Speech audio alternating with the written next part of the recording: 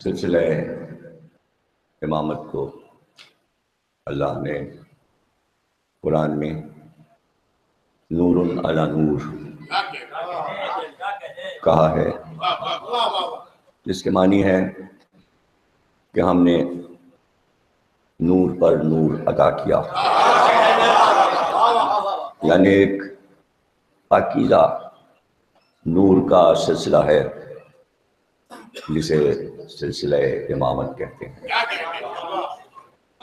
اگر آپ غدیر کی آیتوں کو بغور پڑھیں اور ان کے مفاہیم کو ذہن میں رکھیں تو اندازہ ہوگا کہ یہ کتنا ضروری کام تھا جو اللہ اپنے حبیب سے کہہ رہا تھا کہ اس کام کو انجام دے دو، اور یہ کام ہے چونکہ ہم نے طے کر دیا کہ نبی آخری ہوگا اور ختم نبوت کے بعد کوئی نبی نہیں آئے گا۔ قیامت تک کا یہ فیصلہ ہو رہا تھا، تو اعلان درس ختم نبوت کا کرنا تھا، بتانا تھا کہ اب اللہ کی طرف سے کوئی نبی مقرر نہیں کیا جائے گا قیامت تک۔ اگر ایسا اعلان نہ ہوتا تو بہت سے لوگ نبی بننے کو تیار بیٹھے تھے، اور ایسا ہی ہوا کہ بعد رسالت مآب بہت سے لوگوں نے نبوت کا دعویٰ کیا۔ جو قتل کیے گئے اس میں ایک عورت بھی ہے جس نے اطراف مدینہ نبوت کا دعویٰ کیا، اور ان دونوں میں لڑائی ہوئی، پھر بعد میں دوستی بھی ہو گئی اس معاملے پہ، نبوت کے معاملے پہ۔ تو غدیر اس لیے اہم ہے کہ بتایا جائے، صرف امت کو نہیں پوری انسانیت کو پیغام جائے کہ یہ آخری نبی ہے۔ اسی کا نام ختم نبوت ہے، یعنی جب جج کوئی فیصلہ سناتا ہے تو قلم کو توڑ دیتا ہے۔ قلم توڑنے کا مطلب یہ ہوتا ہے کہ فیصلہ بدلے گا نہیں، قلم توڑ دیا گیا، اب فیصلہ نہیں بدلے گا۔ اس لیے ایسا اعلان ہونا چاہیے کہ جس کے لیے یقین کر لیں سب لوگ کہ یہ فیصلہ تبدیل نہیں ہوگا، یہ فیصلہ بدلا نہیں جائے گا۔ حالانکہ یہ بہت ذمہ داری کی بات تھی کہ جہاں قدرت کی طرف سے آدم سے لے کر خاتم تک 1,24,000 انبیاء آ رہے تھے، تو جو کام انبیاء کر رہے تھے صدیوں سے، یعنی انسانوں کی ہدایت، اور اس میں سب سے اہم بات یہ تھی کہ جو بھی نبی آتا تھا اس کو قوم مانتی نہیں تھی، بلکہ ہر نبی کو پتھر کھانے پڑتے تھے۔ تو بڑا کٹھن مرحلہ تھا ہدایت کی منزل پر۔ تو اس سے اندازہ کیجئے کہ نبوت کا عہدہ، نبوت کا منصب کتنا مشکل تھا دنیا میں آنے کے بعد، کہ ان کو ہر حال میں ہدایت کرنی ہے، چاہے پتھر برستے رہیں۔ تو آخری پیغمبر پر بھی ان کی قوم نے پتھر برسائے، جس قوم پر وہ مبعوث ہوئے مکے میں 13 برس پتھر کھاتے رہے، اذیتیں اٹھاتے رہے، راہوں میں کانٹے بچھائے گئے، کیا کچھ نہیں ان کی طرف پھینکا گیا، مٹی، خاک، کوڑا، سب کچھ پھینکا گیا، یہاں تک کہ قوم نے شہر سے ان کو نکال دیا، اور ان کو شہر سے نکلنا پڑا، شہر سے نکلنا پڑا، اس لیے کہ قتل کر دینے کا پورا عمل تیار ہو چکا تھا کہ اب ان کو قتل کر دو۔ ہم عاجز آ گئے ہیں ان کے پیغامات سے، اس لیے اللہ نے ہجرت قرار دی کہ جان کو بچانے کے لیے تم شہر چھوڑ دو۔ باتیں دو ہیں، ایک طرف شہر والے نکالنا چاہتے تھے، دوسری طرف پیغمبر نے خود شہر کو چھوڑ دیا۔ تو اگر کوئی ایسا واقعہ قیامت تک ہوتا رہے گا تو یہ سمجھ لیجیے کہ ایک طرف سے نہیں نکالا جاتا، بلکہ وہ چاہتے تھے کہ قتل کریں، اس لیے اللہ نے کہا چھوڑ دو شہر، اس سے اچھا شہر مدینہ ہے، نکل جاؤ۔ اپنا گھر جہاں تھا اس پہ فوقیت مدینے کو دے۔ مسئلہ یہ نہیں ہے کہ جگہ بہت اعلیٰ ہے اس لیے یہاں ٹکا جائے، نہیں، اللہ نے کہا جہاں سے ہمارا کام آسانی سے ہو سکے وہاں چلو، جہاں سے پیغام آگے بڑھ سکے وہاں چلو۔ اب دیکھیے کہ مکہ وہ شہر ہے کہ جہاں نبی کی بھی آمد ہوئی اور شہزادی کونین کی آمد بھی وہی ہوئی۔ مدینے کی عظمت یہ کہہ کر بڑھا دی کہ اب یہاں حسن اور حسین آئیں گے جن سے نسل قیامت تک باقی رہے گی۔ مدینے کی عظمت اب بڑھی اور اس کا نام مدینہ نبی رکھا گیا۔ اب صورتحال یہ تھی کہ ان لوگوں نے دیکھا کہ یہ ہمارے ہاتھ سے نکل گئے، تعاقب تو کیا انہوں نے، پیچھا تو کیا کہ کہیں بھی مل جائیں تو ہم قتل کر دیں، لیکن اللہ نے نگاہوں پہ پردہ ڈال دیا اور غار ثور میں نگاہوں پہ تہرے پردے ڈال دیے اور وہ پیغمبر کو تلاش نہ کر سکے۔ اس لیے کہ جب وہ غار کے پاس پہنچے تو دیکھا کہ وہاں مکڑی نے جالا لگا لیا، اور قرآن میں اللہ نے مکڑی والا سورہ رکھا ہے، سورے کا نام ہے سورہ عنکبوت، عربی میں مکڑی کو کہتے ہیں عنکبوت۔ اور کیوں اس سورے کا نام عنکبوت ہوا؟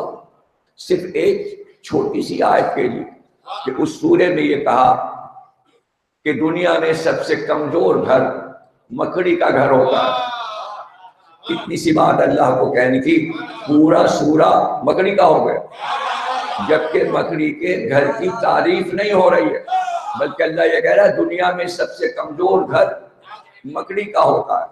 یعنی اللہ یہ بتانا چاہتا ہے کہ دیکھنے میں بہت پھیلاؤ ہے اس میں، یعنی وہ منٹوں میں، لمحوں میں جالے کو پھیلاتی جاتی ہے، اور کتنی محنت سے وہ گھر تیار ہو رہا ہوتا ہے، اور اتنا باریک لعاب اس کے دہن سے نکل رہا ہوتا ہے جس کے وہ دھاگے آڑے اور ترچھے بناتی جاتی ہے پھول و آس میں، اور اس طرح ڈیزائن بناتی ہے کہ جیسے پھول کھل رہا ہے، جیسے کوئی چھاتا یا چھتری جو ہے وہ چھاتی جا رہی ہے۔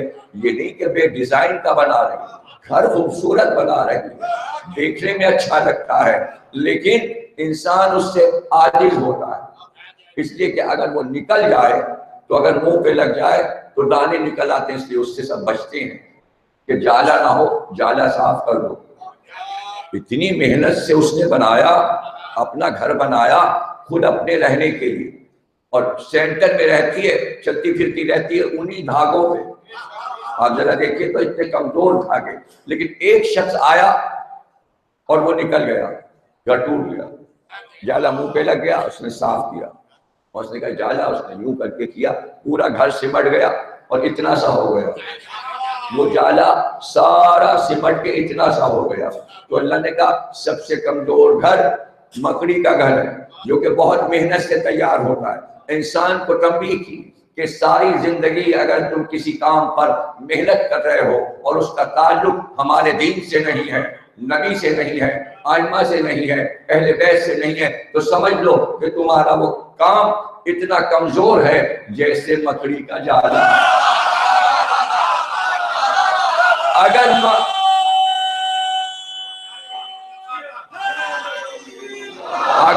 اگر تم کو گھر مضبوط رکھنا ہے تو مودت اہل بیت کا گھر بناؤ۔ دنیا میں سب سے مضبوط گھر محبت اہل بیت کا ہوتا ہے، جو دل میں بنتا ہے۔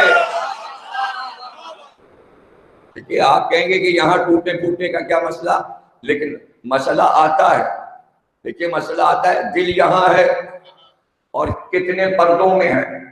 صدر مقام یعنی درمیانی مقام دارالحکومت یہاں ہے، اس جگہ ہے دارالحکومت، اس کے اندر بادشاہ ہے دل، اندر دھڑک رہا ہے، کوئی اسے چھو نہیں سکتا۔ اس کے باوجود کوئی ایسی بات ہو جائے کہ جو آپ کی ناپسندیدہ ہو تو آپ کہتے ہیں اما جاؤ، تم نے تو دل توڑ دیا، کہاں ٹوٹا؟ تو دل نہ ٹوٹے اس لیے اس گھر میں دل میں مودت اہل بیت بھر لو تاکہ کوئی تمہارا دل توڑ نہ سکے۔ مضبوط مکان کر لو قلب کو، اس لیے یہ آیت رکھی گئی کہ مکڑی کا جالا، مکڑی کا گھر سب سے کمزور گھر ہے۔ ایسا دل نہ رکھنا جیسے مکڑی کا جالا، اس سے کنوں میں ٹوٹ جاتا ہے، ایسا کمزور گھر اللہ نے بتایا۔ لیکن ہم چاہیں تو اسی کمزور گھر کو اتنا مضبوط کر دیں کہ جیسے ہی پیغمبر غار ثور میں گئے، اللہ نے مکڑی سے کہا پورے غار کے دروازے پہ جالا بنانا شروع کر۔ منٹوں میں اس نے جالا بنا لیا اور جالا بنا کے جالے میں بیٹھ گئی۔ اور کبوتری سے کہا ابھی غار کے دروازے پہ گھونسلہ بنا لے، اس نے گھونسلہ بنایا کہ یہاں انڈے دے دے۔ گھونسلہ بنا کے کبوتری انڈے پہ بیٹھ گئی۔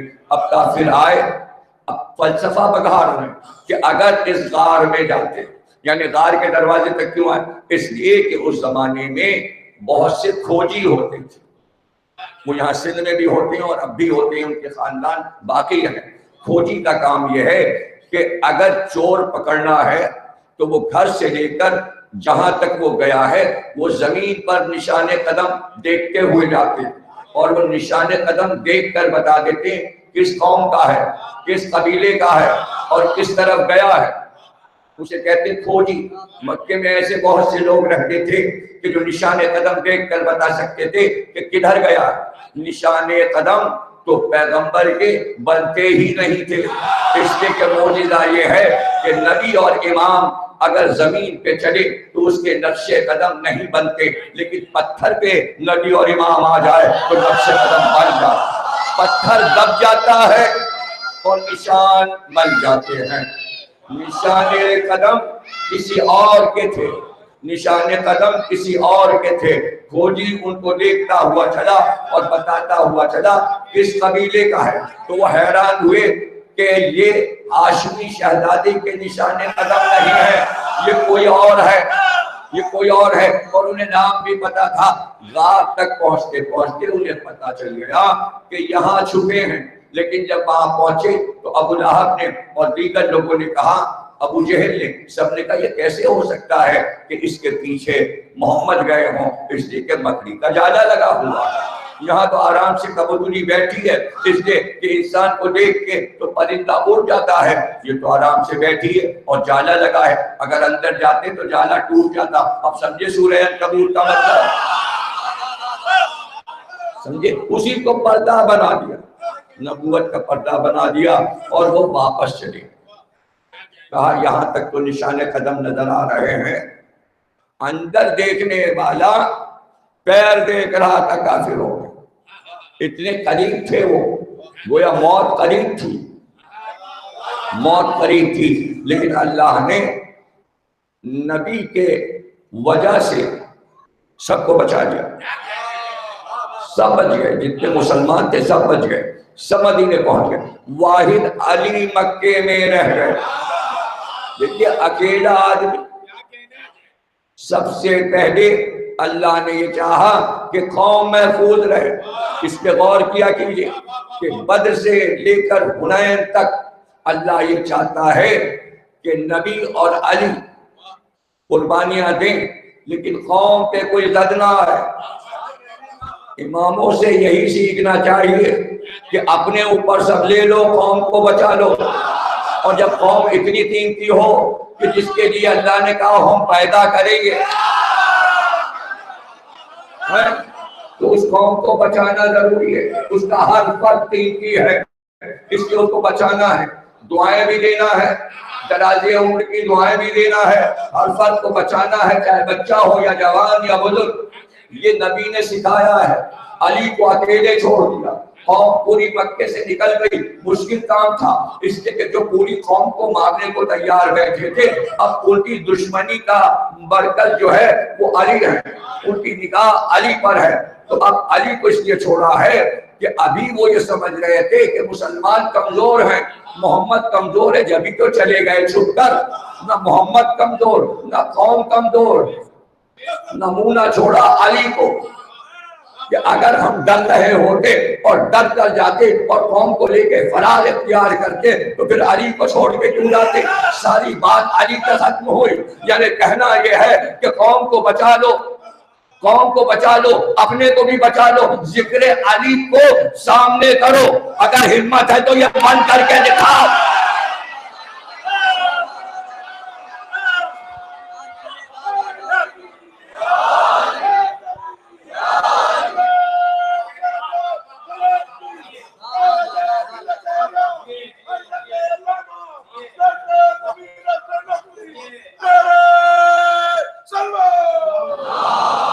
سو جاؤ، آپ یہ تو دیکھیے ارے گھر میں چھوڑ جاتے نہیں، میرے بستر پہ سو جاؤ تاکہ وہ رات بھر یہ سمجھے کہ محمد سو رہے، یعنی محمد کو اگر خوف ہوتا قتل ہونے کا تو اتنے آرام سے سوتے؟ ارے نیندیں نہیں آتی جب پتا چلتا ہے کہ کوئی حملہ ہونے والا ہے، کوئی خطرناک بات ہے تو رات بھر نیند نہیں آتی۔ اور یہاں یہ عالم کہ حکم یہ ہے کہ علی سو جاؤ، تو علی سوئے، اور اس لیے آرام سے سوئے کہ اب اس کے بعد سونے کا موقع کہاں ملے گا؟ اب تو بس لڑائیاں ہیں، بدر پھر احد پھر خندق پھر خیبر پھر حنین اور 87 غزوات، اب تو گھوڑے کی پیٹھ پر ہی رہنا ہے، تلوار چلاتے رہنا ہے دن ہو یا رات۔ اب 10 برس سکون نہیں ملے گا تو آج اتنی نیند لے لو کہ 10 برس کے لیے کافی ہو جائے۔ عبادتیں، نمازیں، اللہ کی اطاعت اور جہاد، علی کی زندگی کا ہر لمحہ عبادت ہے۔ یہ عبادت کہا جاتا ہے، اولاد کی تربیت کو بھی عبادت کہا جاتا ہے، پرورش، اس کے رزق کا انتظام، اللہ نے یہ بھی عبادت قرار دیا ہے۔ تو آپ یہ تو دیکھیے کہ یہ عبادت علی نے کی، حسن اور حسین جیسے بیٹے پل رہے ہیں گھر میں، یہ عبادت بھی ہو رہی ہے، بیٹیاں زینب اور ام کلثوم جیسی بیٹیاں پل رہی ہیں، زوجہ کا خیال۔ اب اس کے بعد واجب ہے رسول کو بچاتے رہنا، ایک اور ذمہ داری، پھر جہاد کرنا ہے، جہاد اس لیے کرنا ہے کہ اس کے نام کو بھی تو بچانا ہے۔ علی کے ذمہ کام کیا ہے؟ توحید بچانا، رسالت بچانا، گھر والوں کو بچانا، نبی کی اولاد کو بچانا، اس اولاد کو قیامت تک جانا ہے، سلسلہ امامت کو بچانا، اتنے کام تھے۔ اور پھر سب سے بڑا کام قوم کے ہر فرد کو بچانا، اس لیے کہ جو پہلوان آتا تھا تو منہ چھپا کے سب ادھر چلے جاتے تھے، تو علی کو ان کی بھی تو لاج رکھتے تھے کہ بھائی گھبراؤ نہیں، ہم چلے جائیں گے، تم کیوں شرما رہے ہو، ہم مار کے آ جائیں گے، تم پریشان نہ ہو۔ تو اتنی ذمہ داریاں، اس پہ اتنی بڑی ذمہ داری کہ پورا مکہ دے کے آ گئے۔ ابھی عمر کیا ہے؟ 24 برس، 24 برس کوئی عمر ہوتی ہے؟ اور وہ جب وقت آیا تو علی نے چہرے سے چادر ہٹائی، اب وہ سب ہلکی ہلکی کنکریاں مار رہے تھے چادر پہ تاکہ اٹھے محمد، تاکہ اٹھے محمد۔ علی کو کوئی احساس ان کنکریوں کا نہیں ہوا، اس لیے کہ نفس گر چکا تھا، ان کو پتا ہی نہیں کہ نفس کا سودا، وَمِنَ النَّاسِ مَن يَشْرِي نَفْسَهُ ابْتِغَاءَ مَرْضَاتِ اللَّهِ وَاللَّهُ رَءُوفٌ بِالْعِبَادِ۔ اللہ کہہ چکا تھا بیچو گے نفس، علی نے کہا لے لے، قیمت کا تو مقرر کر، اس لیے کہ تیرے پاس تو سب کچھ ہے، قیمت میں کیوں بتاؤں، اس لیے کہ اگر میں بتاؤں گا تو کہیں کام نہ بتا دوں، اور تو بتائے گا تو اپنے اسٹیٹس کے مطابق بتائے گا، تو اس نے بھی بتا دیا کہ توحید کا اسٹیٹس کیا ہے، اتنی قیمت دے دی، اتنی قیمت دے دی کہ خود اللہ نے کہا بھائی ہم نے خریدا ہے علی تمہارا نفس، اس کے بدلے میں ہم نے مرضیاں تم کو دے دی۔ لوگ پریشان ہوتے ہیں کہ ہم یاری مدد کیوں کہتے ہیں اور علی کو کیوں پکارتے ہیں، اللہ نے مرضی علی کو دے دی کہ اب میری مرضی ہے کہ مجھ کو نہ پکارا جائے، علی کو پکارا۔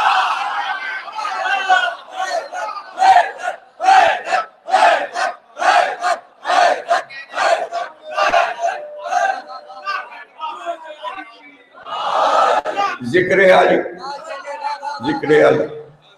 پھر دو ذمہ داریاں بڑھ گئیں غم حسین. اب آپ کے کاندھے دونوں کاندھے خالی نہیں ہیں، اس پر بھی وزن ہے اور اس پر بھی وزن ہے. یہاں ولایہ علی ہے، یہاں حضرت حسین، اور آپ نبھا دیتے ہیں یکم محرم سے لے کر 8 ربیع الاول تک. یہ کیا کوششیں ہیں؟ یہ یہی بتانا ہے امام زمانہ کو کہ دیکھیے ہم نے کوتاہی نہیں کی. ہر مجلس میں گئے، ہم نے سرشار ہو کر ولایہ علی بھی سنا اور ہم نے مصائب حسین سن کر آنسو بھی بہائے. اب آپ خوش ہیں؟ اب آپ خوش ہیں؟ اور ہم الوداع یہ نہیں کہتے کہ حسین کو الوداع نہ.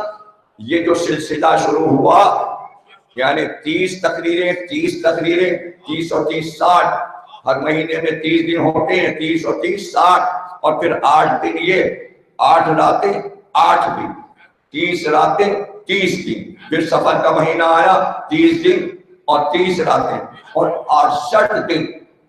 365 میں 68 دن کوئی کر کے تو دکھائے.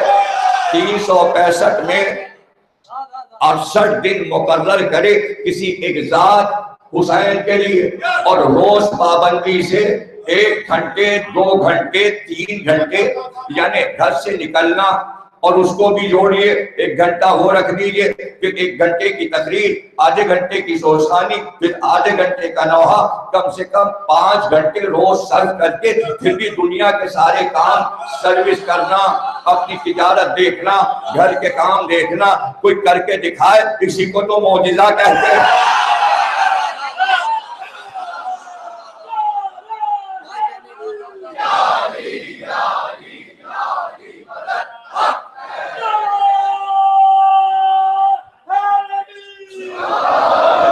یہی ہے معجزہ. کوئی کہے اس دور میں کہاں معجزے ہوتے ہیں، تو بتائیے گا سب سے بڑا معجزہ یہ ہے. دنیا کا سب سے بڑا معجزہ یہ ہے جو روئے زمین پر ہو رہا ہے. اس سے بڑا معجزہ سائنس کو پیچھے چھوڑ دیا، سائنس پیچھے چلی گئی. اس پہ حساب تو لگائیے کہ کتنے کروڑ روپے کا صرف تبرک بٹ جاتا ہے، کتنے دسترخوان گھر گھر ہو جاتے ہیں، مجلسوں میں کتنا تبرک. کوئی کہے یہ بند کر دو. کیوں بند کر دو بھائی؟ بھائی انسانوں کے پیٹ میں جا رہا ہے، وہ بند کر کے کیا کرے؟ بھائی انسان کھا رہا ہے، کہے کہ یہ بند کر دو. تبرک کیا بیکار جا رہا ہے؟ کیا روٹیاں، شیرمال، کباب، یہ سارے حلیم، بریانی یہ بیکار جا رہی؟ نہیں، لوگ انتظار کرتے ہیں کہ نظر ہوگی، یعنی ہم ان کے انتظار کو ختم کر دیں. مجھے معلوم ہے کہ مجلس کے بعد تبرک ملے گا، یہی تو خاص چیز ہے جسے وہ لے کے مجلس سے جا رہے ہیں کہ حسین کے نام کا رزق مل رہا ہے. یہ کاہے کے لیے ہو؟ دیکھیے آپ کو ملے گا کہ وہ لڑے گا آپ سے، کہ تبرک دو. تبرک لڑ کے لیا جاتا ہے، بحث کر کے. کاہے کے لیے؟ ہم نے تو یہ دیکھا برسہ برس سے دیکھا کہ تبرک جو ہے بریانی ہے. کئی بزرگ کھڑے ہوئے ہیں دیکھ کے پاس، تھیلی لیے، ایک مٹھی دے دیجئے، ایک مٹھی بریانی دے دیجئے. بھئی کیا کریں گے آپ؟ یہ کیا کریں گے آپ؟ ابھی کھلایا جا رہا ہے، تھال وہاں آئے گا کھا لیے. نہیں، یہ ہم گھر لے جائیں گے. کیوں؟ تو اتنا سڑے جائے، اس میں تو کوئی شیر بھی نہیں ہوگا. نہیں، یہ ہم لے جاتے ہیں اپنے گھر کے دال چاولوں میں ملا دیتے ہیں تاکہ رزق حسین کا ہی ہم.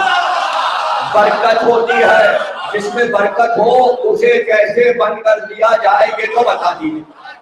اب برکت کے معنی آپ کو معلوم ہے؟ برکت کے معنی یہ ہے بڑھتے رہنا. اسی کو کہا گیا خیر، خیر بڑھتا رہتا. اسی کو کہا گیا کوثر، انا اعطیناک الکوثر، ہم نے آپ کو کوثر عطا کیا ہے. تو کوثر کے معنی یہ نہیں کہ پانی بڑھتا رہے، چشمہ بڑھتا رہے. کوثر کے معنی ہے جو جو چیزیں نبی دے گئے ہیں وہ بڑھتی رہیں گی. اے نبی وہ بڑھتی رہیں گی، آپ کا ذکر بڑھتا رہے گا، قرآن کی تلاوت بڑھتی رہے گی، جو کتاب آپ چھوڑ رہے ہیں بڑھی جاتی رہے گی، اس کی آیتیں دنیا میں پھیلتی رہیں گی، آپ کا پیغام بڑھتا رہے گا، آپ کی اولاد کا ذکر بڑھتا رہے گا. اس کے ساتھ ساتھ آپ کا رزق جو ہے وہ بھی بڑھتا رہے گا. یہ تبرک نہیں ہے، یہ رزق نبی اور علی ہے جو بٹ رہا ہے. اسی کے سہارے تو دنیا میں تبرک بٹ رہا ہے. اللہ رزق کیوں دے رہا ہے؟ کہ ہم جو کرتے ہیں تبرک یہ اس لیے کرتے ہیں کہ اوروں کے رزق میں اضافہ ہو جائے. جو کھائے گا، جو دوسرے کو کھلائے گا، رزق میں اضافہ ہوتا چلا جائے گا۔ اس کا وعدہ بھی اللہ نے کیا اس صورت سے دے گا۔ اور یہ کہ کوئی چیز تم خرچ کرو ان کی راہ میں وہ ختم ہو جائے نہ، یہی تو اللہ نے کہا کوثر تم خرچ کرو اس کی راہ میں، ہم 10 گنا زیادہ دیتے ہیں۔ امام صادق نے کہا 1 دینار دے دے 10 دینار واپس ہوں گے۔ اس لیے لوگ زیادہ خرچ کرتے ہیں۔ کہ ایک واقعہ آپ کو سنا دوں کربلا کا، امام حسین کے روزے کا۔ ایک سونے کا بیوپاری، اس نے کئی کلو کے زیور اپنی بیوی کے بنوائے شادی کے موقع۔ جب شادی ہو گئی وہ سارے زیور لے گیا اور محرم میں جا کے امام حسین کے روزے پہ چڑھا دیا۔ وہاں ایک آفس بنا ہوا ہے، جس کو جو نذرانہ دینا ہو امام حسین کو وہاں جا کے دے دے۔ ہم لوگ بھی گئے، قافلہ جب ہمارا گیا تو ہم یہاں سے بہت شاندار علم اور پنجہ بنوا کے پٹکا یہاں سے لے گئے تھے، اور پنجے میں عقیق اور فیروزے جڑے ہوئے تھے۔ اس کے علاوہ اور بھی کچھ تحفے ہم نے اپنی کتابوں کے تحفے بھی امام حسین کو، یعنی امام حسین کی سمان حیات، امام حسین کے روزے میں حضرت عباس کی سمان حیات جو نے چھپائی، وہ حضرت عباس کو جا کے ان کے آفس میں دے دیا۔ انہوں نے رسید کاٹ کے اس کے بدلے میں انہوں نے ہمیں 10 گنا زیادہ دے دیا۔ اب دیکھیں ہم نے کیا دیا، ہم نے علم دیا عباس کا، حسین کا پٹکا پنجہ دیا اور چیزیں بھی پیش کی، کتابیں پیش کی۔ انہوں نے کیا دیا، اس سے 10 گنا زیادہ دیا۔ حضرت عباس کے روزے میں انہوں نے ہم کو وہ انگوٹھی دی جو حضرت عباس کی قبر پر لوح جو ہوتی ہے لکھی ہوئی، وہ پتھر نکال کر نیا لگا، اس کے ٹکڑے کر کے انہوں نے چاندی کی انگوٹھیاں بنا دی۔ ہم کو وہ انگوٹھی دی جو سینہ عباس پہ پتھر لگا تھا، کہ انہوں نے ہمیں 10 گنا زیادہ دیا۔ امام حسین کی قبر کا جو پتھر نکالا گیا اور نئے لگے، اس کا ایک ٹکڑا انہوں نے ہم کو دیا۔ پھر اس کے بعد پرچم بار بار بدلے جاتے ہیں روضہ عباس اور امام حسین کے۔ جو پرچم لگا ہوتا ہے وہ آفس میں رکھ لیا جاتا ہے، نیا پرچم جب کوئی لے کے آتا ہے چڑھاوے میں وہ لگا دیا جاتا ہے۔ اب وہ کتنا خوش قسمت ہے جس کا پرچم کم سے کم 1 مہینے روضہ عباس روضہ حسین پہ لہراتا ہے، اور پھر جب وہ اترتا ہے، کہاں سے اتر رہا ہے پرچم؟ نیچے عباس ہے، اوپر پرچم ہے، وہ پرچم وہاں سے ان کا صدقہ لے کر لہرا کر، سارا صدقہ ان کا لے کر واپس اتارا گیا، آفس میں رکھا ہے تہ کر کے۔ انہوں نے ہم کو وہ پرچم پیش کیا جو گنبد پہ لگا تھا۔ بھئی 10 گنا زیادہ وہ دے رہے ہیں نا، توجہ ہے نا آپ کی۔ اب اس کے بعد انہوں نے وہ چادر دی ہمیں جو حضرت عباس کے تابوت پر نیچے پڑی ہوتی ہے، اور اوپر جو اس کے اوپر جو چادر پڑتی ہے وہ بہت ہی قیمتی 18 کروڑ ڈالر کی ہوتی ہے، وہ بھی کہیں جاتی، لیکن اس کی فہرست بنی ہوتی ہے، نام لکھایا ہوا ہوتا ہے لوگوں نے کہ کب ہمیں وہ چادر ملے گی۔ وہ چادر جو ہے سونے کے تاروں سے بنتی ہے، اور اس میں دنیا کا ہر ہیرا، نیلم، یاقوت، فیروزہ سب جڑے ہوتے ہیں لاکھوں کی تعداد میں، اس لیے وہ لاکھوں کی چادر ہے، وہ کسی کو نہیں ملتی۔ اس کے لیے نام لکھا ہے کسی ملک کا وزیر اعظم یا صدر، اس لیے کہ آتی بھی ادھر سے ہے، عہدے والوں سے، ہر ایک کو اتنی دن کی چادر چڑھا نہیں سکتا۔ تو آپ یہ سمجھیں کہ یہ جو 5 کروڑ لوگ جا رہے ہیں، ان کے پیسے دینار درہم سے کوئی انتظام چل رہا ہے؟ نہیں، ہر ملک کا وزیر اعظم اور صدر وہ بھی وہاں کا ممبر ہے، ان کے نام نہیں پتا، آپ سے سمجھیں گے مسلمان نہیں، عیسائی ملکوں کے صدر اور وزیر اعظم بھی ہاتھ جوڑے رہتے ہیں عباس کے روضے پر۔ یہ سب حیرتناک باتیں ہیں، بتائی نہیں جاتی، راز ہیں۔ اب میں بتا دوں، اسی سے لوگ سوچتے ہیں کہ راز کیوں بتا دیا، صلوات۔ تو اب آپ کے کاندھے پہ یہ ذمہ داری، آپ اپنے حصے کی عدداری کر رہے ہیں۔ شہر کیا ہے؟ شمع سے شمع جلانا۔ کیا مطلب ہے شمع سے شمع؟ کہ تم نے اپنے حصے کی عدداری کی، اب اس کو بچوں میں تقسیم کرو، تاکہ تمہارے بعد اب یہ بچے کریں۔ تو نسلوں میں جانا ہے، سکھانے کا عمل ہے۔ اتنی ادب سے فرش پہ کیوں بیٹھ رہے ہیں آپ؟ اس لیے بیٹھتے ہیں تاکہ ہمارا بچہ دیکھے کہ بیٹھا کیسے جاتا، اس مجلس کے آداب کیا ہیں، بچوں کو سکھایا جائے، عزاداروں کا احترام کیا ہے، زیارتوں کا احترام کیا ہے۔ دیکھیں زیارتوں کا احترام تابوت ہم نے بنایا، کوشش ہم نے بنائی، چادر ہم نے بنائی، لیکن جب وہ نکلا امام سے مشروب ہو کر تو اس کا احترام واجب ہو گیا، اس لیے کہ قرآن میں لکھا ہے کہ جو بکرا تم خرید کے لا رہے ہو قربانی کے لیے وہ شبیہ ہے اسماعیل کے دمبے کی، اس لیے اس کا احترام واجب ہے۔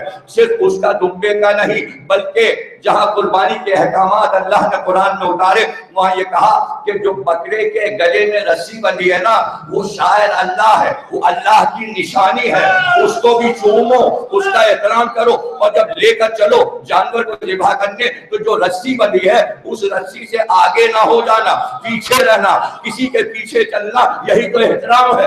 جب بکرے کی رسی کے آگے آپ نہیں چل سکتے تو یہ تابوت بھی تو شاید اللہ ہے۔ جب رسی کا احترام ہو سکتا ہے تو یہ اماموں سے منسوب تابوت اور علم سب قرآن میں موجود کہ علم کا احترام، تابوت کا ذکر بھی قرآن میں ہے، علم کا ذکر بھی قرآن میں ہے۔ پڑھ چکا ہوں اسی منبر میں مولانا آج سے 7-8 سال پہلے کہ تابوت میں کہاں کہاں عادت آ گئی، تو کہنے کا مطلب یہ ہے کہ ہم نے ذکر علی باقی رکھنا ہے، اس لیے کہ علی کو رسول نے مکے میں چھوڑ دیا، اس لیے بتانے کے لیے کہ ذکر علی قیامت تک کیوں ہوگا، اس لیے کہ اگر علی کو نہ چھوڑتے تو کافر کہتا محمد بھاگ گئے، لیکن قرآن کی آیت یہ تھی کہ باطل بھاگنے کے لیے ہے، حق جمنے کے لیے ہے، حق بھاگتا نہیں ہے، تو علی کو کہا تھا علی حق کے ساتھ ہے، حق علی کے ساتھ ہے، علی ہی حق ہے، اس لیے حق کو چھوڑا تاکہ یہ یقین ہو جائے حق بھاگا نہیں ہے۔ تو علی کی صورت میں قیامت تک حق رہے گا۔ اگر آپ ملاد علی میں ہیں تو حق آپ کے دل میں ہے، تو آپ کو کوئی کہہ نہیں سکتا کہ بھاگے، اس لیے کہ علی کے نام کے ساتھ بھاگنا ہے ہی نہیں۔ جمنا ہے، اس بات میں جمنا ہے، ذکر علی کے جمے رہنا ہے، ذکر علی کے جمے رہنا ہے، اس سے نہ منہ پھیرنا ہے، نہ اس میں شک لانا ہے۔ اب علی نے کیا کیا، چادر منہ سے الٹی، تو انہوں نے کہا ارے منہ کھلے کے کھلے رہ گئے 40، یہ تو محمد تھوڑے ہیں، یہ تو ابو طالب کا بیٹا ہے۔ سب دیواروں نے کود کود کے اندر تلواریں نکال کے علی کو گھیر دیا۔ محمد کہاں؟ علی نے بڑے اطمینان سے کہا کیا میرے حوالے کیا تھا، مجھے کیا پتا کہاں ہے، جہاں ہو جا کے ڈھونڈ لو۔ جواب کیسا ہے، جہاں ہو جا کے ڈھونڈ لو، کیا میرے حوالے کیا تھا جو مجھ سے مانگنے آئے ہو۔ ایک نے جوش میں آ کے تلوار اٹھائی کہ علی کے سر پہ مار دے، سیکنڈوں کا کام تھا، لیکن اس نے بے وقوفی یہ کی کہ پیچھے سے وار کی۔ وہ یہ سمجھا پیچھے سے وار کریں گے علی دیکھیں گے، اتنا ڈر رہا تھا آگے سے، تو پیچھے سے وار کیا کہ سر اڑا دے، یعنی گردن کا نشانہ لیا، اور ادھر علی بات کر رہے تھے، گفتگو کر رہے تھے، ان کی باتوں کا جواب دے رہے تھے، اور ادھر اس نے وار کر دیا۔ تو باتوں میں مصروف ہو انسان اور سے بات وار ہو جائے تو بات تو چل جائے گا، لیکن ادھر اس کا تلوار کا وار چلا، گردن تک آیا، علی نے باتیں کرتے کرتے الٹا ہاتھ مارا، گرا، 3 گھنٹے بے ہوش پڑا رہا، 3 گھنٹے بے ہوش پڑا رہا، الٹا ہاتھ۔ تو جب سیدھا ہاتھ بدر میں چلنا شروع ہوگا تو کیا ہوگا؟ اور وہ یہ کہہ رہا تھا کہ ہم تجھے چھوڑیں گے نہیں ابو طالب کے بیٹے، محمد کی جگہ ہم تجھے قتل کریں گے۔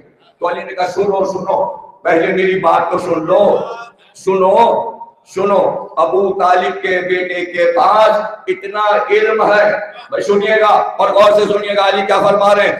24 سال کی عمر، ابو طالب کے بیٹے کے پاس اتنا علم ہے کہ اگر میرا علم پوری دنیا پہ تقسیم کیا جائے تو دنیا کے سارے جاہل عالم بن جائے۔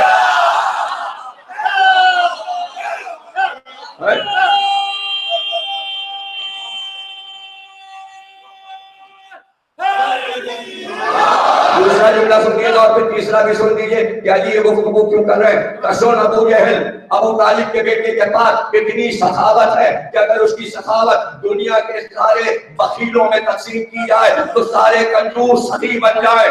اس کے بعد فرمایا سن ابو طالب کے بیٹے کے پاس اتنی شجاعت ہے اگر دنیا میں سارے بزدلوں کے تقسیم ہو تو سب شجاع بن جائے۔ اور یہ کہہ کے علی اٹھے، یہ کہہ کے علی اٹھے، سب پیچھے ہٹ گئے، انہیں اندازہ ہو گیا کہ کہا کیا ہے علی، ہٹ گئے سب۔ چلے گئے، علی کا جلال دیکھ کر چلے گئے. علی اٹھے. رسول اللہ نے کہا تھا امانتیں کافروں کی رکھی ہیں میرے پاس. دیکھیے امانتیں رسول کے پاس رکھا تھے کہ یہ امین ہے، اور جھگڑا بھی کیا ہوا. انہیں پتا تھا کسی اور کے پاس رکھیں گے وہ کھا جائے، واپس نہیں کرے گا، صرف محمد واپس کرتے ہیں. جتنے پیسے جمع کرتے تھے، بینک کو زمانے میں تھا نہیں، تو محمد کے پاس جمع کرتے تھے، تھیلیوں کی تھیلیاں. علی نے نام بنام سچی امانتیں دے دی تاکہ ان کے دل میں شک نہ آئے کہ محمد سچی امانتیں لے کے چلے گئے. اس لیے علی کو چھوڑا تھا کہ میں امین، علی بھی امین، بانٹا. اور اس کے بعد چند سکوں سے کچھ اونٹ کرائے پر لیے اور وہ اونٹ لے کر آئے. اب ان کے سامنے جب علی چلے مکے کی گلیوں میں تو چھتوں سے عورتیں چھپ چھپ کے علی کو دیکھ رہی ہیں کہ اتنا شجاعی اکیلا، ہمارے مرد تلواریں لیے گلیوں میں گھوم رہے، اس کو ڈر ہی نہیں لگ رہا. تو وہ بھی سوچ رہی ہوں کہ ہمارے مرد کتنے بزدل ہیں، کتنے بزدل ہیں کہ ایک نوجوان مکے میں بازار میں آ گیا، اونٹوں کو لے گیا کرائے پر اور لے جا کے گھر پہ اماریاں کسوائی اپنے نگرانی میں. پھر تمام بنی ہاشم خواتین کو ان اماریوں پہ بٹھایا. اس میں جناب فاطمہ بنت اسد بھی لکھا ہے فواتن، فاطمہ کی جمع ہے فواتن، یعنی جتنی فاطمائیں تھیں وہ سب اس اماری پہ تھیں. فاطمہ بنت حمزہ، فاطمہ بنت زبیر، یعنی جن جن کی بیٹیاں جو بنی عبد المطلب ہیں، اور اس میں سب سے بڑی شخصیت فاطمہ بنت محمد جن کی عمر 7 برس ہے ہجرت کے وقت. شہزادی کون ہے؟ جناب فاطمہ ہجرت کے وقت 7 برس کی. توجہ ہے نا آپ کی. اور وہ اسی اماری پہ بیٹھے اور علی نے غلام سے کہا یہ قطار لے کے چلو، مکے چلنا ہے ان بیویوں کو لے کر. بھائی یہ پہلی سواری ہے ان بیویوں کی اماری کی. یعنی ایک نقشہ بنا کہ اونٹوں پہ اماریاں، علی کی نگرانی میں اماریاں مکے سے نکل کے مدینے جا رہی ہیں. تو ہمیشہ اب مدینے ہی اماریاں آئیں گی. تو 8 ربیع الاول بھی یہی یادگار ہے کہ کچھ لٹی ہوئی بیویوں کی اماریاں مدینے آئیں، اور وہ اس فاطمہ کی بیٹیاں ہیں جو مکے سے نکلی تھی، اماری میں مدینے تک آئی تھی. اس لیے اماریوں کا احترام ہوتا ہے اور اس کی شبیہ بنتی ہے. علی چلے، سرحد مکہ تک پہنچے تھے. سب نے کہا علی ہاتھ سے نکل گئے، اس لیے سب اکٹھا ہوئے. ان کا ایک لشکر بنا لو، لشکر ترتیب دو اور تلواریں نکال کے گھوڑوں کو دوڑاتے ہوئے علی کو گھیر لو اور یہیں قتل کر دو علی کو، اس لیے کہ علی ہاتھ سے نکلے جا رہے ہیں. ابو جہل نے لشکر بنایا، گھوڑے دوڑتے ہوئے، تلواریں چمکتی ہوئی. ایک بار غلام نے کہا لشکر آ رہا ہے. مکے والوں نے لشکر بنا لیا، تلواریں برہنہ کیے ہوئے دوڑے آتے ہیں. علی نے کہا اچھا تمام ناکوں کو کھجور کے درخت سے باندھ دو، کھجور کے درختوں سے باندھ دو، اور اس کے بعد میری تلوار نکال لو جو صندوق میں اونٹ پہ رکھی ہے. صندوق کھول کر تلوار نکال لی. ابھی ذوالفقار نہیں آئی، جنگ احد میں آئے گی تو ہجری میں آئے گی. جو سادہ تلوار خاندانی رسول کی ہے علی نے وہ نکلوا لی اور ہاتھ میں تلوار لے لی، اور اس کے بعد کھڑے ہو گئے. پورا لشکر آیا تو علی نے چھوٹا سا خطبہ دیا، تو پہلے میری بات سن لو اس کے بعد جنگ کر لینا. سوال کیا کہ یہ بتاؤ تم نے میرے بھائی کو مکے میں کتنا پریشان کیا، پتھر تم نے پھینکے، خاک تم نے ڈالی، مٹی تم نے سروں پہ ڈالی، اوجڑی تم نے ڈالی، جدھر سے نکلتے تھے کانٹے بچھا دیتے تھے، کیا کیا تم نے عاجز کیا. اس کے باوجود تم نے دیکھا کہ علی 12 برس کا اس وقت تھا جب وہ مبعوث ہوئے تھے، آج 24 برس کا ہو چکا ہے، علی جوان ہو چکا ہے. لیکن تم نے دیکھا کہ 13 برس کے اندر کبھی علی نے تم پہ تلوار نکالی، تمہیں مارا، کسی کو قتل کیا، تلوار سے 2 ٹکڑے کیا. تمہارے اوپر کبھی علی نے حملہ کیا کہ نہیں کیا؟ حملہ نہیں کیا.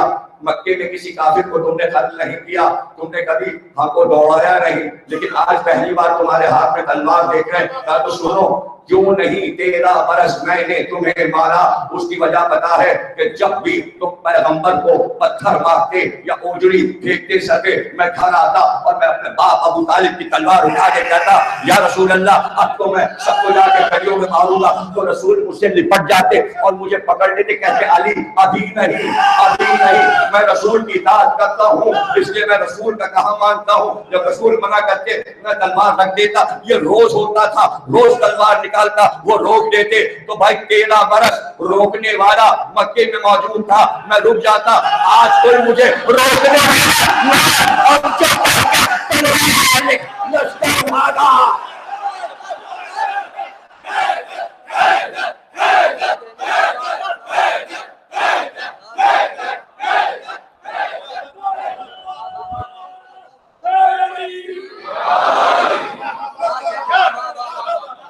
سلسلہ امامت یہ پہلا امام ہے، تو اس لیے شجاعت آپ نے دیکھی کہ صرف تلوار دکھائی تھی تو مکے کے بڑے بڑے تبانہ، بڑے بڑے شجاع بھاگ لی نا۔ تو رسول اللہ نے ایک حدیث دی، حدیثیں تو بہت ہیں، سنائی جائیں تو راتیں گزر جائیں اور دن گزر جائیں، پوری صحیح بخاری اور مسلم اور ترمذی صحیح ستہ کی کتابیں بڑی بڑی، اہل سنت کی بھی اور شیعہ کی بھی، کہاں تک حدیثیں سنائیں، ہر چیز پہ رسول کی حدیث، بلکہ ایک ایک موضوع پہ 50 حدیث ہیں، لیکن ساری حدیثوں کو جمع کیا جائے تو ان حدیثوں کی تعداد زیادہ ہے جو حضرت علی کی تعریف میں، وہ زیادہ حدیثیں، ساری حدیثیں ایک طرف، اور جو علی کے بارے میں رسول نے کہا وہ ایک طرف، وہ اتنا دفتر ہے کہ زندگی گزر جائے اور بیان نہ ہو، اتنی حدیث ختم ہی نہ ہو، کہاں تک پڑھے گا انسان، کہاں تک یاد کرے گا، کہاں تک ترجمہ کرے گا؟ تو علی کو سمجھا رہے تھے نبی کہ امامت کا یہ پہلا نور ہے، اس کو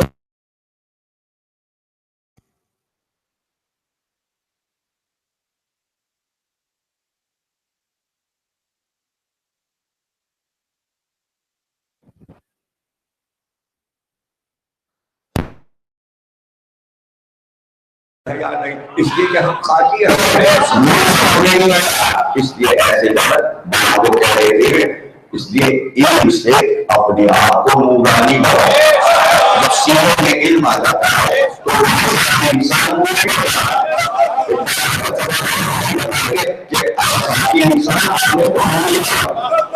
نوری بنانے کا طریقہ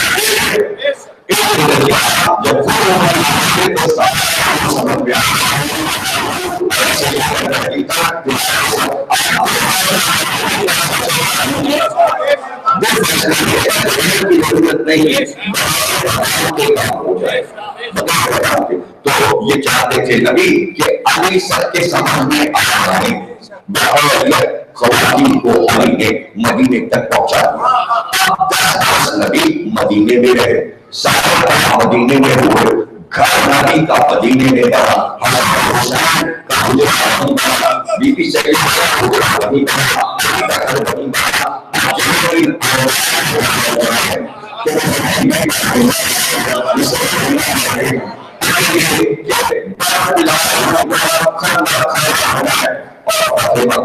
یعنی وہ شہر جو چھوٹا کافروں کے حکم سے، اللہ کے حکم سے یہاں سے ہجرت کی تھی، وہ شہر فتح ہوا، تو مکے میں رسول کے قدم پکڑ کر کے کلمہ، اس لیے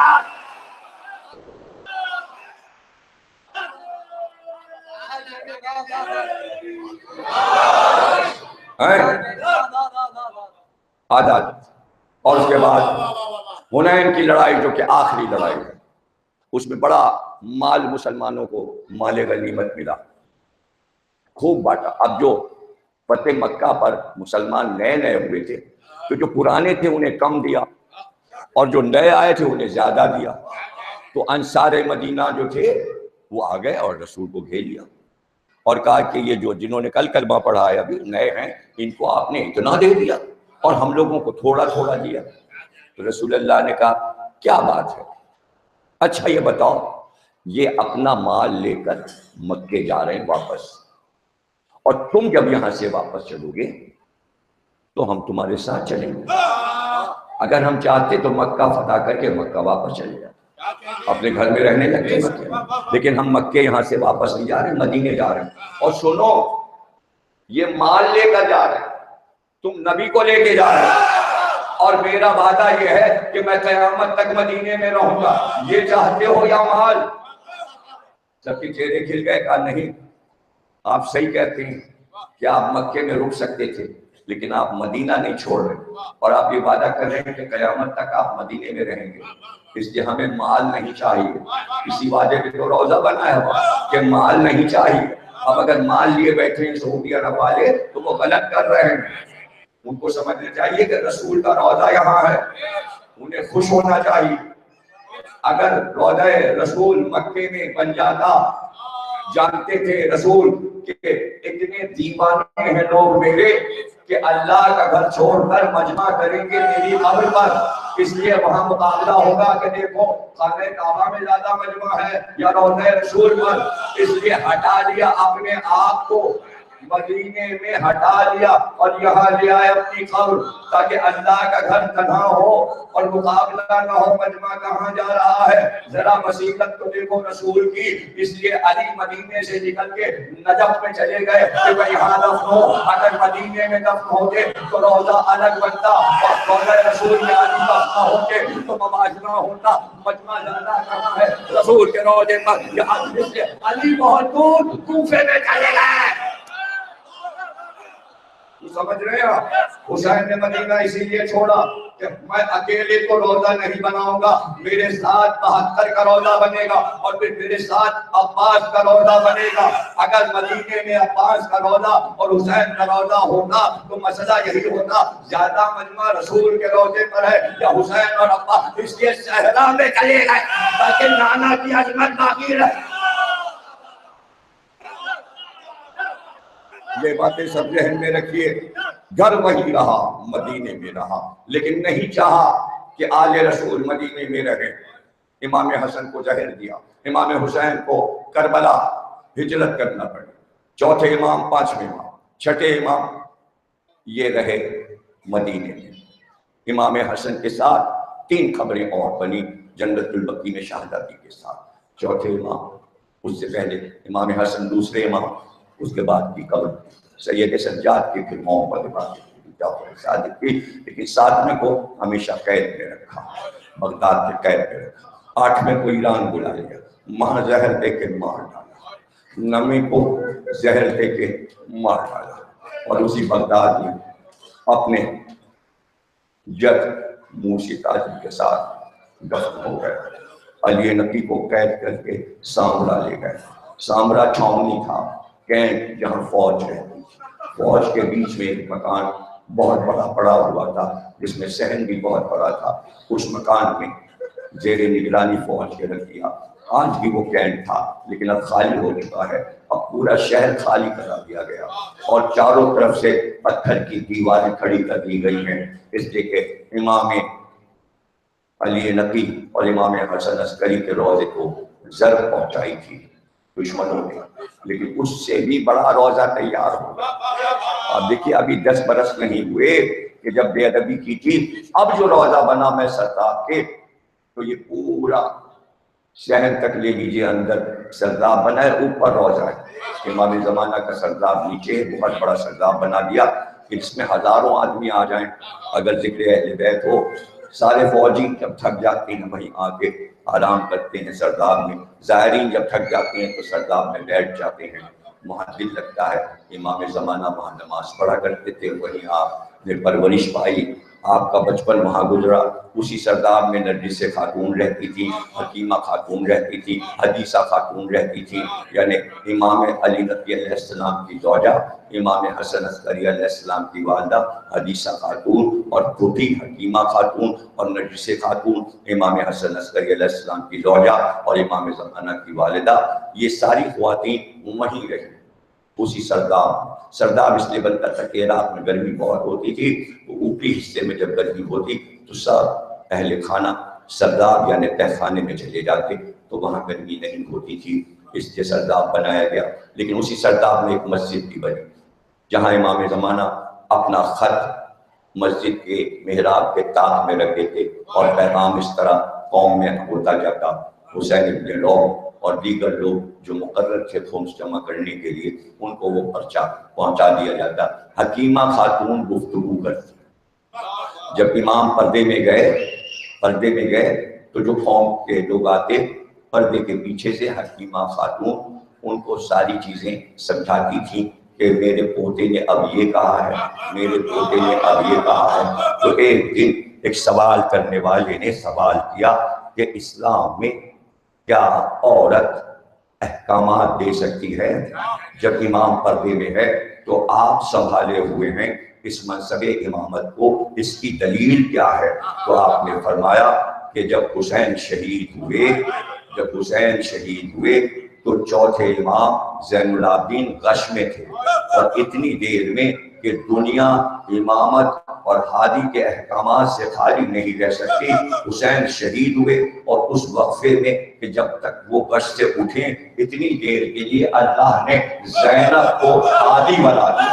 اب جو زینب کہہ رہی تھی بیویاں وہ کر رہی تھی، جب کربلا میں اللہ نے مقرر کیا حضرت زینب کو تو وہ بھی تو امام کی ٹوٹی تھی، میں بھی امام کی ٹوٹی۔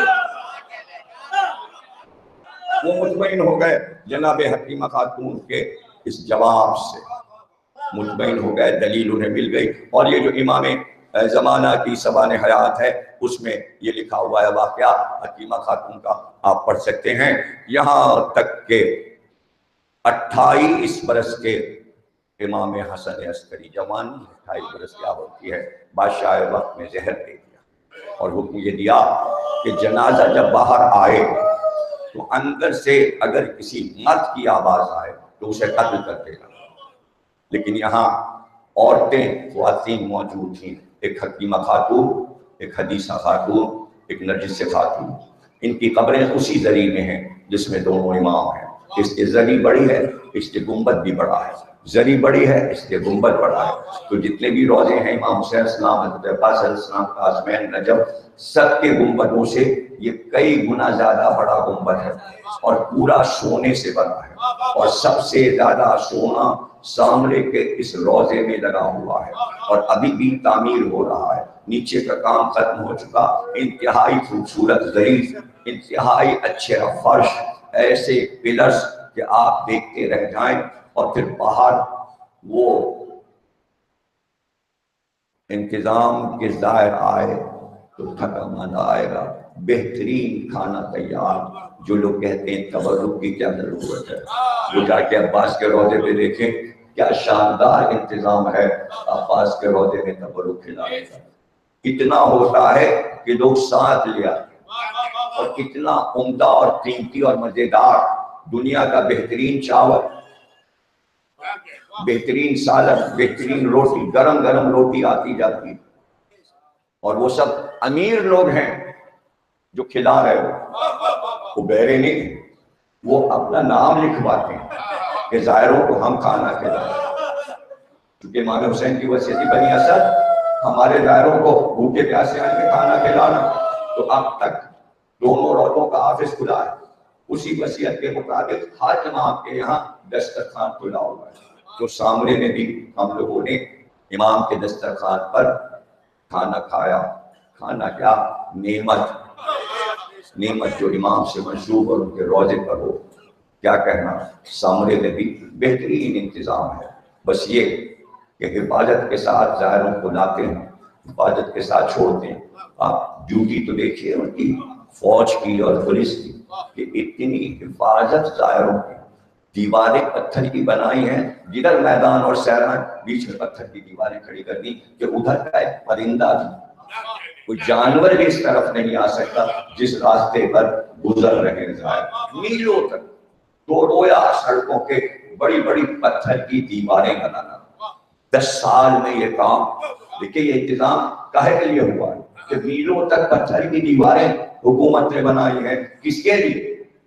ان ظاہروں کے جب آپ عراقی حکومت اور وقف امام حسین اور حضرت عباس کے روضے کی ہے، اس سے بہترین ہاسپٹل روضہ امام حسین اور روضہ حضرت عباس کے درمیان بنا، اسی طرح کاظمین کا انتظام، اسی طرح سامرے کا، نجف کا ایک حال بنایا ہے، وہ اتنا بڑا ہے اور اتنا حسین ہے کہ اسے دیکھ کر حیرت ہوتی ہے بنا کیسے، دنیا کا عجوبہ ہے۔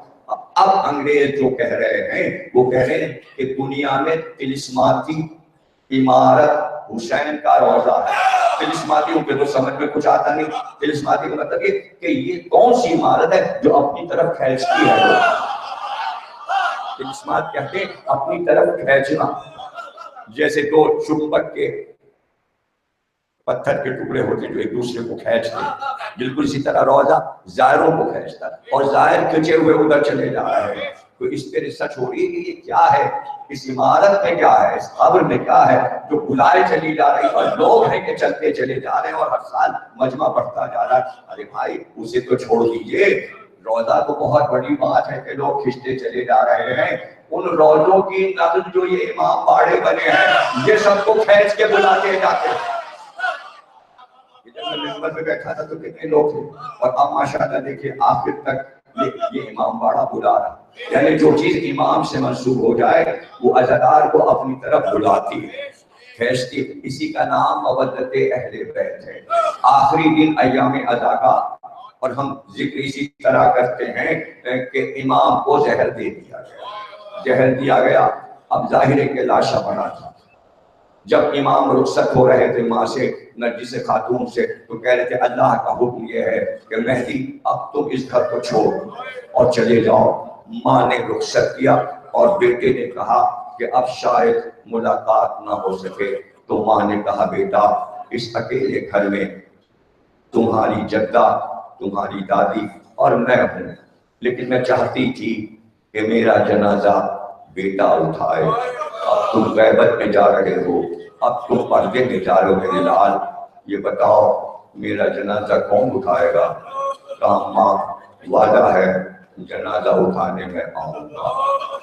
امام کے پردے میں جانے کے بعد نرجس خاتون، اللہ آپ کو وہ روضہ دکھائے، وہ پورا گھر، وہ صحن آپ دیکھیے، وہی گھر ہے جہاں نرجس خاتون اب حکیمہ خاتون، حدیثہ خاتون کے ساتھ تنہا اس گھر میں ہے۔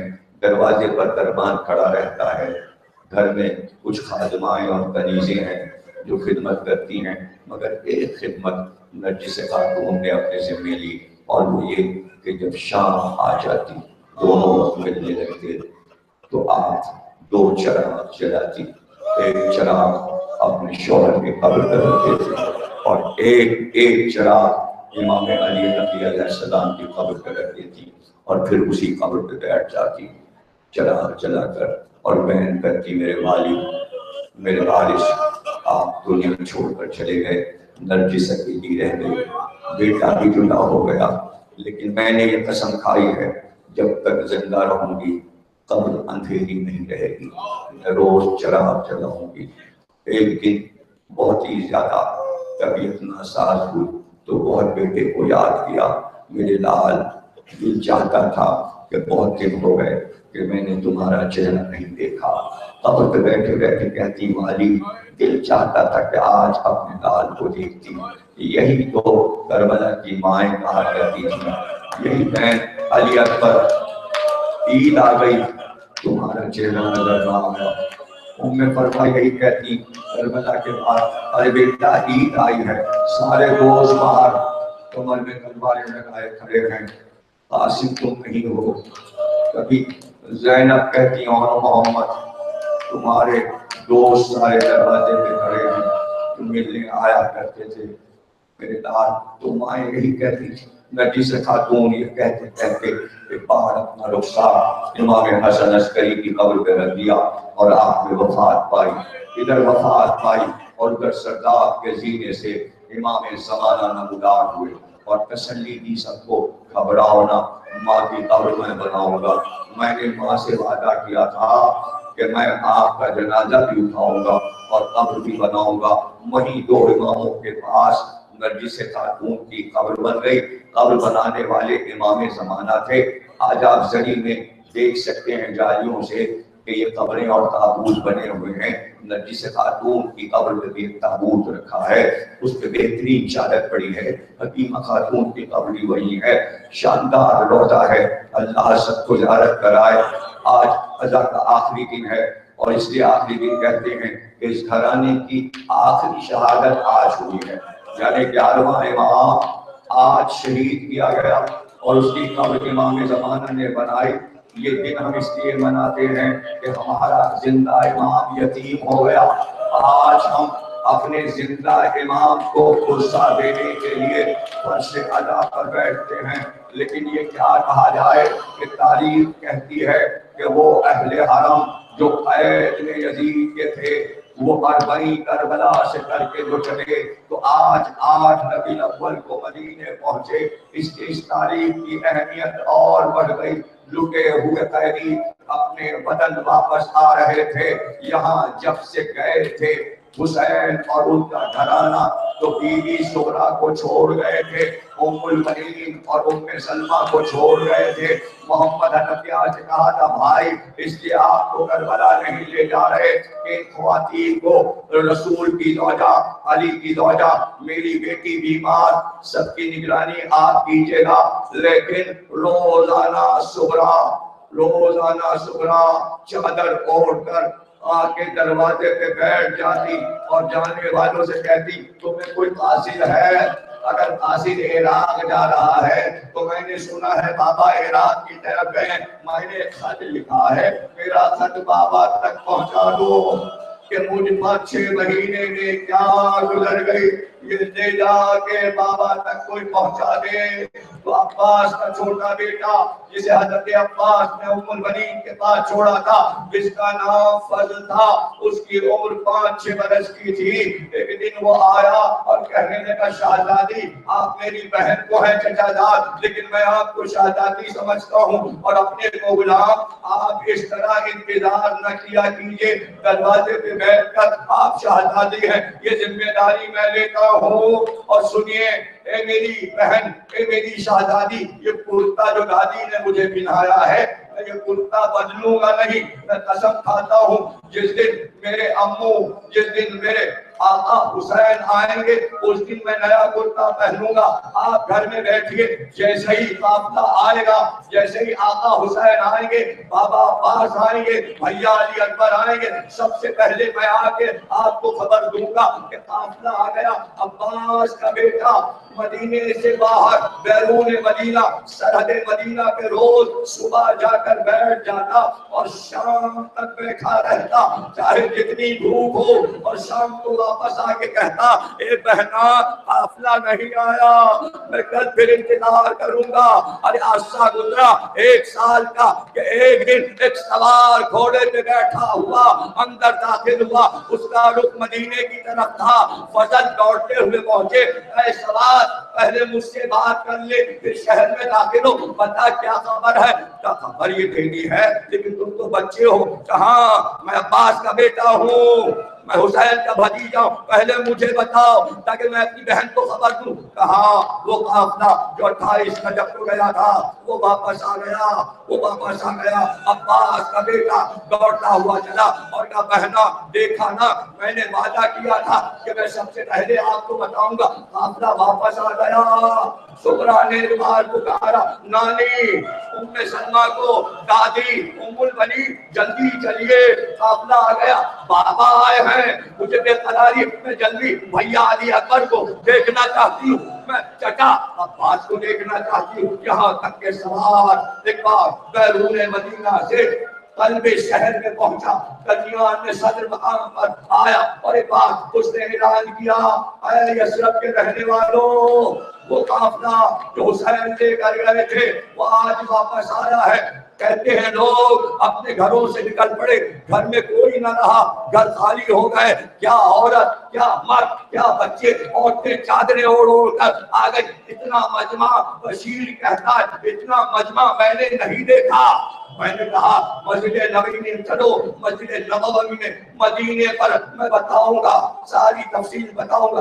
مجمع آ گیا شہر میں، شہر کا مجمع مسجد نبوی میں آ گیا۔ بشیر ایک بار منبر پہ گیا اور کہا ہاں قافلہ آیا ہے۔ سب نے پوچھا قافلہ کہاں ہے؟ کہا بیٹا حسین کا سید سجاد، اس کا حکم یہ تھا کہ یہی خیمے لگا دو، ایک دم سے قافلہ اندر نہیں جائے گا۔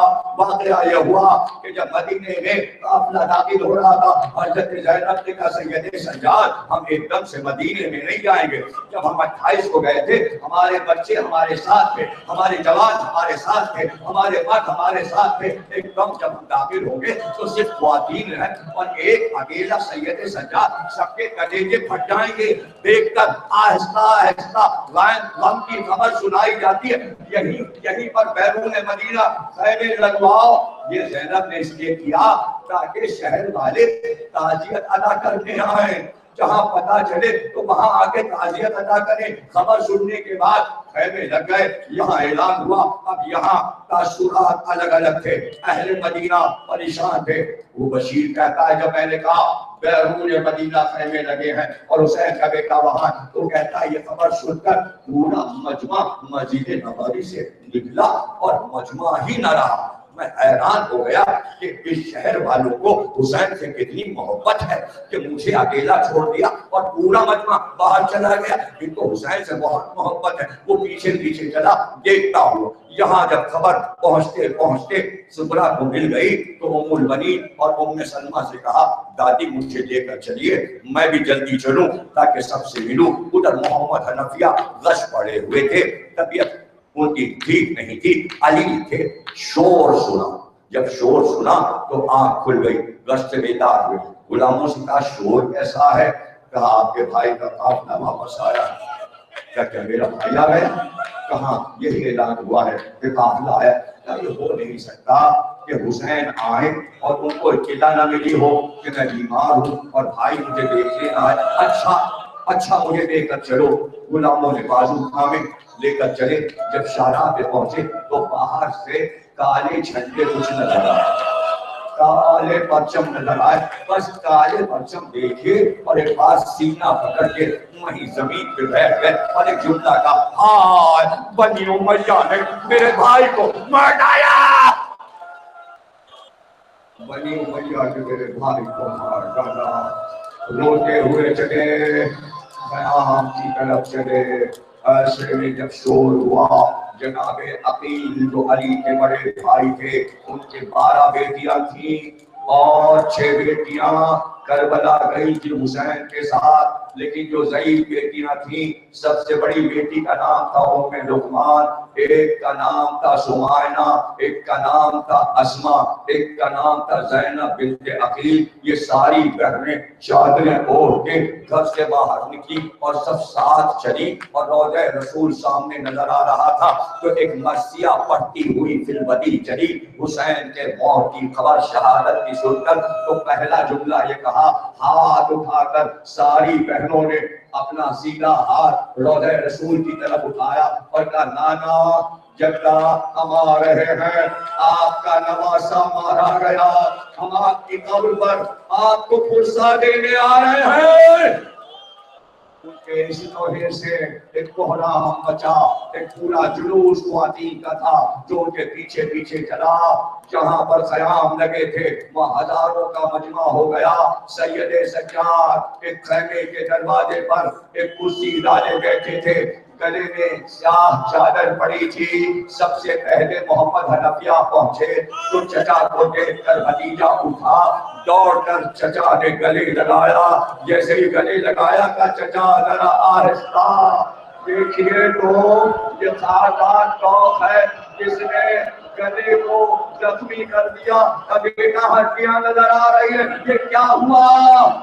کہا یہ تو سب سنیے گا کہ کیا ہوا بعد کربلا۔ اختیار کہا مجھے میری بہن سے ملا دو۔ کہاں ہے شہزادی زینب؟ کا جائیے یہ خیمہ ہماری پھوپھی زینب کا ہے، جا کے حضرت زینب سے وہاں کا سب کچھ ظلم سنیے کربلا کا، وہ بتائیں گی۔ محمد حنفیہ اندر گئے، خیمے کا پردہ اٹھا کر دیکھا بہت سی بیویاں بیٹھی تھی، لیکن حضرت زینب کا نظر آئی، پردہ الٹ کر باہر آ گئے اور آ کر کہا سید سجاد وہاں میری بہن زینب نہیں ہے، وہاں تمہاری پھوپھی زینب نہیں ہے۔ چچا میرے ساتھ چلیے۔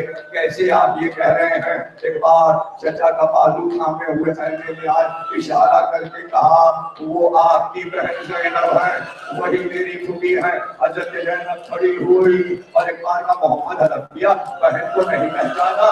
ارے میرے سامنے تو پیدا ہوئے بیٹے کی طرح پرورش کیا ہے گود میں تم کو، تم نے بہن کو نہیں پہچانا؟ تو چیخیں مار کے سر پہ ہاتھ مارا، کہا اتنی ضعیفہ میری بہن نہیں تھی، جب گئی تھی تو سر کے بال کیا تھے؟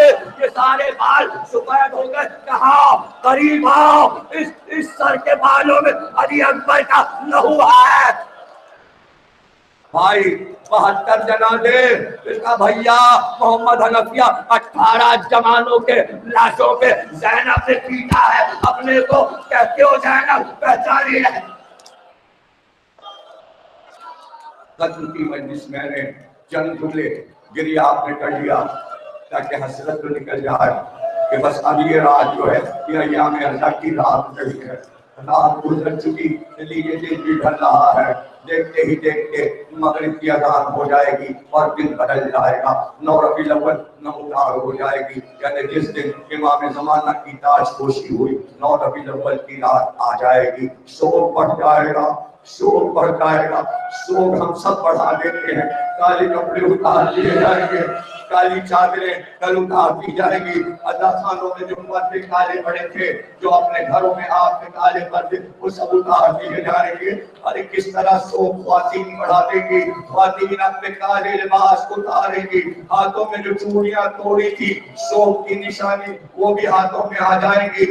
آپ بھی اچھا کھانا کل بنائیں گے، گھر میں 2.25 مہینے آپ نے کوئی اچھی غذا نہیں کھائی، لذیذ غذا نہیں کھائی، حسین کا غم منایا، کل وہ سب کچھ ختم ہو جائے گا، یعنی شوق بڑھے گا۔ ہاں ابن زیاد کا سر آیا، عمر سعد کا سر آیا، شمر کا سر آیا، ہرقلہ کا سر آیا، حکیم بن طفیل سلسبی حضرت عباس کے قاتل کا سر آیا، حسین ابن نمیر یعنی علی اکبر کے قاتل کا سر آیا۔ جب سارے سر آ گئے سید سجاد اٹھے اور اٹھ کر گھر میں گئے، پھوپھی اماں سر پہ چادر ڈال دیجیے، آپ نے کربلا کے بعد سے سر نہیں تھکا، تمام بیویوں سے کہیے کہ بالوں کو باندھ لیں، شوق بڑھا دیں۔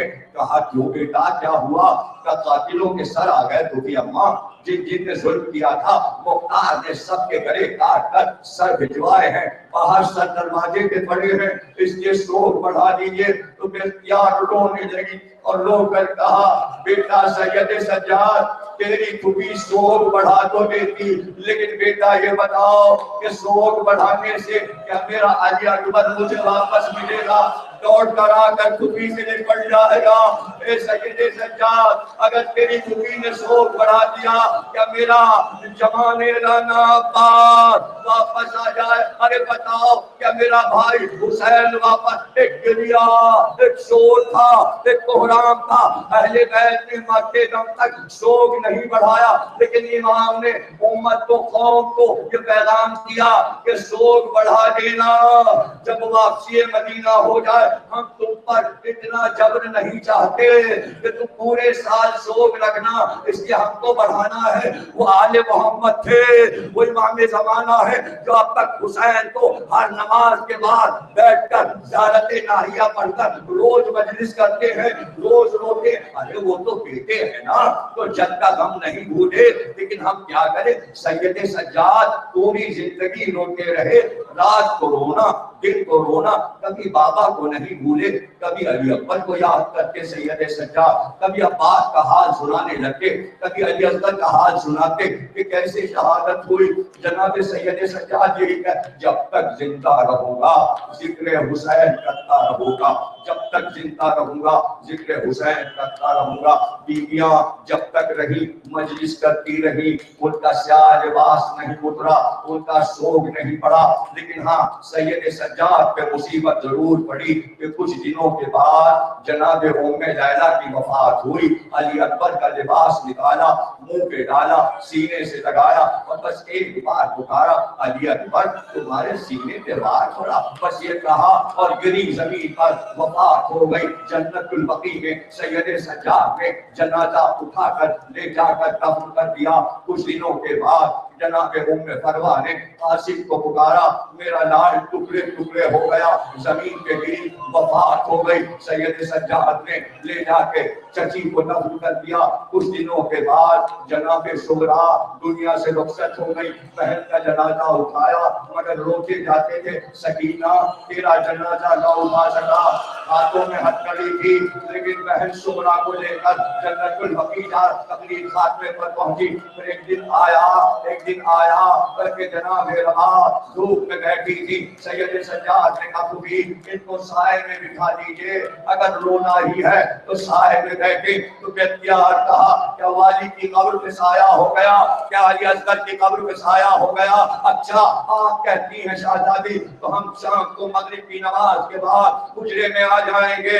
جب شام آئی نماز پڑھ رہی تھی، سجدے میں تھی کہ جناب زینب قریب گئی، بالوں پہ ہاتھ رکھا، کہا بھابی آپ نے وعدہ کیا تھا کہ آپ سائے میں بیٹھ جائیں گی، اٹھیے بھابی وعدہ پورا کیجئے، مگر جواب نہ ملا۔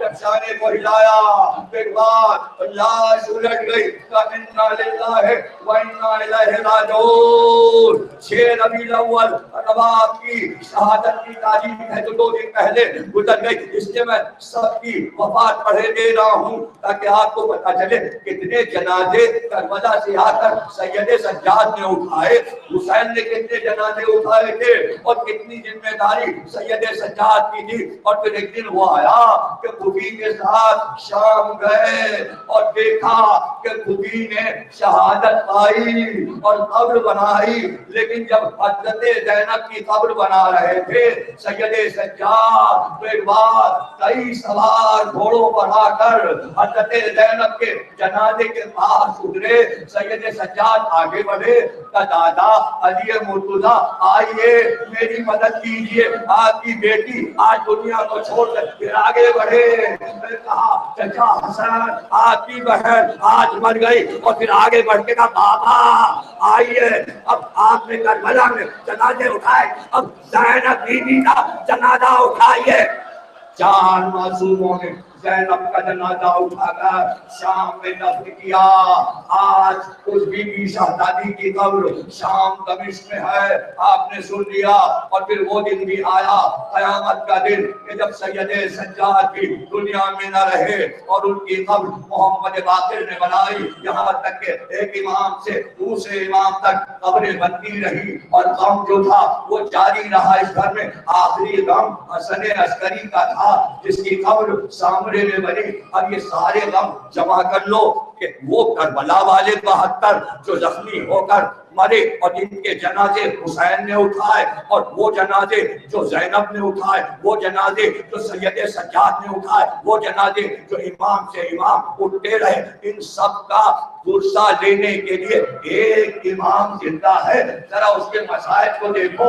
اور وہ جو کہتا جب مومن روتے ہیں، ماتم کرتے ہیں، جلوس نکالتے ہیں تو ہم سب کے ساتھ ہوتے ہیں۔ امام زمانہ آپ کے ساتھ روتے ہوئے چلتے ہیں۔ جب امام زمانہ آتے، یہ تک روایت میں آیت اللہ نے لکھا ہے کہ جب امام زمانہ آتے ہیں سارے جلوسوں میں مومن کے ساتھ تو دونوں ہاتھوں سے ماتم کرتے جاتے ہیں۔ امام زمانہ ماتم کرتے ہوئے جلوسوں اور تابوتوں کے ساتھ چلتے۔ اس کے بعد امام زمانہ نے فرمایا کہ جب میں آ جاتا ہوں تو میری جدہ روتی ہوئی فاطمہ زہرا ولد الحسین، ارے میرا لال حسین سن لیا نا تم نے، تابوت آنے گا اب تو کہو میرے ساتھ کہو حسین الوداع، علی اکبر الوداع، قاسم الوداع، اولو محمد الوداع، عباس الوداع، ام رضا الوداع، ام فروا الوداع، زینب الوداع، ام کلثوم الوداع، سکینہ بیوی الوداع،